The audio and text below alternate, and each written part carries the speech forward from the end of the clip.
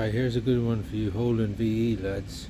If you ever get any trouble with misfires 2, 4 and 6 on the first day and she's driving sluggish, and you get it before that you get a contact dealer warning, and then you get the misfire, then your airbag light starts flashing when you're starting the car. And what all this is it's not your coil packs, it's not your ECU or anything like that, because it'll bring all that up on the scan tool.